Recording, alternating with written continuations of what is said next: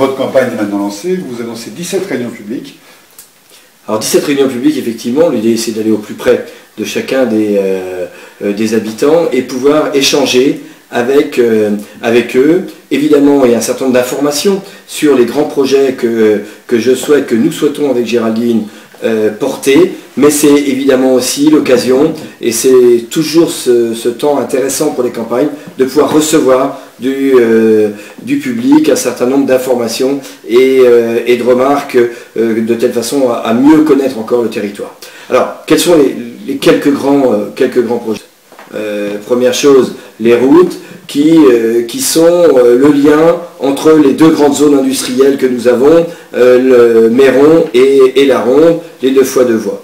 Mais les routes, ce n'est pas uniquement les 2 fois 2 voies qu'on va faire entre maintenant et 2020, pour rejoindre aussi Douai-la-Fontaine à Saumur. C'est aussi les routes, le CD 145, qui est entre Chassé et Fontevraud, que nous devons aménager et qui aujourd'hui est programmé pour 2011-2012.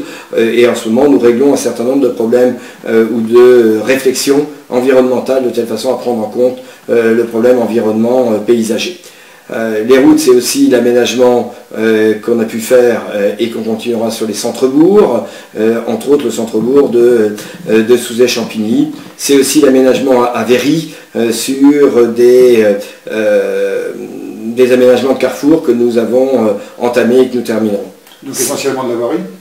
Essentiellement, quand on parle des routes, évidemment de la voirie, mais c'est aussi le transport en général, et je souhaite qu'on puisse, dans les 3 prochaines années, mettre en place un syndicat départemental qui gère les déplacements et particulièrement le transport en commun sur le département du Maine-et-Loire. Le fameux train plus tramway? Le fameux train-tramway, mais aussi le TAD, transport à la demande. L'objectif, il est le suivant. C'est de pouvoir mettre en commun les moyens en matière administrative. Aujourd'hui, chaque communauté d'agglomération a son pôle transport et le département a aussi son pôle transport. Il nous faut mettre en commun ces moyens pour pouvoir développer plus fortement sur le département et avoir un même service départemental, quel que soit l'endroit du territoire où on est, et évidemment le Saumurois. Aujourd'hui, j'étais à la commission des routes. Si je suis réélu, vraisemblablement que je changerai, et ça se mettra en accord avec mes collègues du Conseil général élus. Mais pourquoi pas les politiques sociales, compte tenu que ça représente 65% du budget du département, et je crois que c'est un sujet que je souhaite qu'on puisse prendre en compte plus fortement, et peut-être avec 2 portes d'entrée très fortes. La première, celle de l'insertion, avec une volonté plus forte des collectivités en général, mais celle du département, de mettre une partie de ces commandes publiques pour l'insertion. L'autre point sur la formation, avec la région, mais aussi les industriels du Saumurois, les industriels du département, mais du Saumurois, pour augmenter la formation. Puisqu'on voit bien qu'on a du mal à développer l'économie en Saumurois, et certainement un des points qui nous amène à avoir du mal à le développer, c'est le manque de culture industrielle en Saumurois. Eh bien, cultivons le développement industriel par la formation et par les jeunes qui nous amèneront à tirer vers le haut en matière de développement économique. Monsieur Jamin, un de vos principaux concurrents, incite les électeurs à voter pour la majorité départementale, considérant que cela serait plus positif pour le Saumurois. Qu'en pensez-vous? Écoutez, chacun est évidemment libre de dire les choses comme il l'entend. Ce que je sais, c'est qu'au département, j'ai fait. Chaque fois qu'il a été question, on a pu travailler sur le Saumurois et on a pu débattre sur ce sujet-là.